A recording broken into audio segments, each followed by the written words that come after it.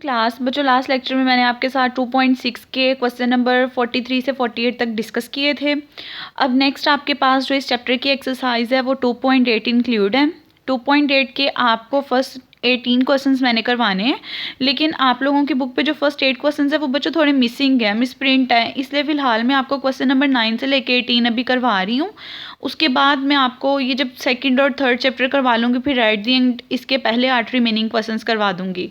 अभी जस्ट हमने 9 से 18 करने हैं, ठीक है। अब देखिए क्वेश्चन नंबर 9 से 12 पहले सेम मेथड से होने हैं, 13 से 18 सेम मेथड के होने हैं। जो क्वेश्चन में जो फॉर्मूला यूज़ होना है वो फॉर्मूला मैं आपको बताती जाऊँगी, आपने वो वाले फॉर्मूला से याद कर लेने हैं, फिर वो फॉर्मूलाज हमने जस्ट अप्लाई करने हैं। अब देखिए क्वेश्चन नंबर 9 से 12 के ए पार्ट में आपसे कहा है आपने जर्नल फॉर्मूला निकालना है डी वाई के लिए, डेल वाई के लिए एंड डी वाई के लिए। इस वाली नोटेशन में ए पार्ट में उन्होंने कहा हुआ है कि जितने भी क्वेश्चन दिए गए इसके अंदर एक डेल वाई को आपने निकालना है, दूसरा आपसे कहा हुआ है आपने डी वाई निकालना है। ये दोनों चीज़ें कैलकुलेट करनी है।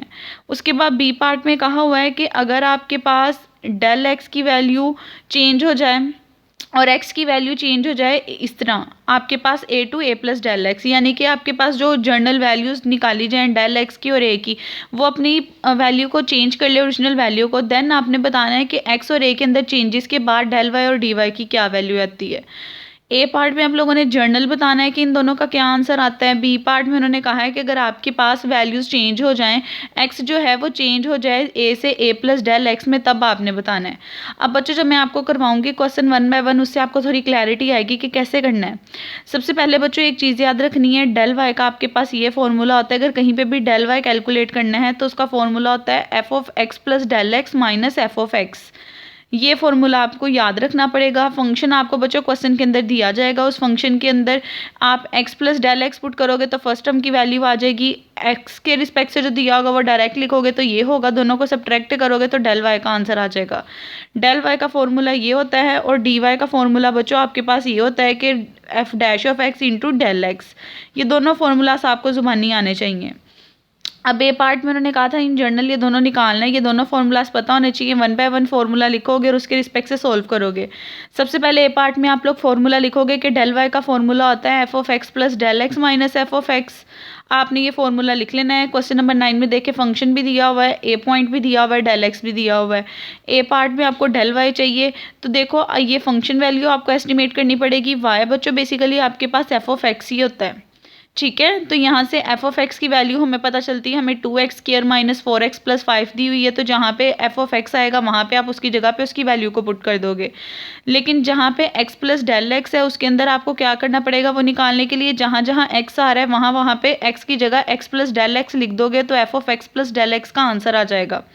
जैसे कि देखें आपको f of x plus del x की वैल्यू चाहिए थी, यहाँ पे एफ ऑफ एक्स था, आप x की जगह पे x प्लस डेल एक्स कर दोगे तो यहाँ पे जहाँ x आ रहा था उसकी जगह भी x प्लस डेल एक्स आ जाएगा, उसका square minus 4 as it is, x की जगह पे x प्लस डेल एक्स आ जाएगा प्लस 5। अब ये जो आंसर निकला है ये आपके पास F of x plus del x का आंसर निकला है। कैसे निकला है, गिवन फंक्शन में x को चेंज कर दिया आपने x प्लस डेल एक्स में, तो इसकी वैल्यू आपके पास ये आ गई, ठीक है। माइनस आपके पास फॉर्मूले का था, अब ये वाले फंक्शन की आपने वैल्यू लिखनी थी। तो देखिए जब ये वैल्यू लिखोगे इसके साथ माइनस भी मल्टीप्लाई होना है, माइनस मल्टीप्लाई होने के बाद माइनस 2x स्क्वायर, ये माइनस माइनस प्लस 4x, ये माइनस प्लस माइनस हो जाएगा और 5 आ जाएगा, ठीक है। उसके बाद जो टर्म कैंसिल हो रही है बच्चों आपने उसे कैंसिल कर देना है। अब सबसे पहले आपने फंक्शंस की वैल्यू लिखी। अब देखिए ये स्क्वायर का फॉर्मूला आपके पास खोलेगा। स्क्वायर क्या होता है, फर्स्ट टर्म का स्क्वायर। आप लोग अगर x plus del x square के फॉर्मूले पे आओ बच्चों, इसका फॉर्मूला आपके पास इक्वल होता है फर्स्ट टर्म का स्क्वायर प्लस सेकंड टर्म का स्क्वायर आपके पास आ जाएगा, इस वाली टर्म का स्क्वायर, इसके होल फार्मूले की बात कर रही हूँ, plus 2x into del x, यानी a प्लस बी स्क्वायर वाला फॉर्मूला खुलेगा। साथ में 2 से मल्टीप्लाई करना है क्योंकि बाहर 2 आ रहा है, तो पहली टर्म 2x स्क्वायर बन जाएगी, दूसरी टर्म 2 डेल एक्स का स्क्वायर बन जाएगी और तीसरी टर्म देखिए 2 मल्टीप्लाई होकर 4x डेल एक्स आ जाएगा। ये minus 4x minus 4 del x plus 5 और ये वाली टर्म एज इट इज़। ये जितनी टर्म्स आपस में देखी ये प्लस माइनस कैंसिल हो रहा था, ये कैंसिल हो रहा था, ये कैंसिल हो रहा था। जो टर्म्स कैंसिल होगी वो आप कैंसिल कर दोगे, जो बाकी रिमेनिंग बचेंगी उन्हें आप लिख दोगे और बता दोगे कि डेल वाई का आपके पास ये आंसर आ गया है। जस्ट बच्चों फंक्शन के अंदर वैल्यूज पुट की, उसे कैलकुलेट किया, सोल्व किया, तो आपके पास डेल वाई का आंसर आ गया है। उसके बाद आपको बच्चों डी वाई का आंसर चाहिए। डी वाई का आपने फॉर्मूला लिखा कि उसके लिए डेरिवेटिव चाहिए होगा एक्स के रिस्पेक्ट से और उसे डेल एक्स से मल्टीप्लाई करना है। तो जो गिवन फंक्शन है उसका डेल एक्स, उसका आपको डेरिवेटिव चाहिए एक्स के रिस्पेक्ट से, तो डेरिवेटिव लोगे पावर नीचे, पावर में से कम 4x, एक्स के रिस्पेक्ट से इसका डेरिवेटिव -4, कॉन्स्टेंट का डेरिवेटिव 0 और फॉर्मूले का डेल एक्स। ये आपके पास जो वैल्यू निकल आई है बच्चों, ये आपके पास डी वाई की वैल्यू निकल आई है। अच्छा, आप लोग बच्चों डेल एक्स की जगह पे डी एक्स भी लिख सकते हो क्योंकि ये दोनों चीज़ें आपस में इक्विवेलेंट होती हैं। तो देखें ये पार्ट में फॉर्मूले से हमने डेल वाई भी निकाल लिया, डी वाई भी फॉर्मूला उसका पता था, वो फॉर्मूला पुट करके डी वाई की वैल्यू भी निकाल ली है।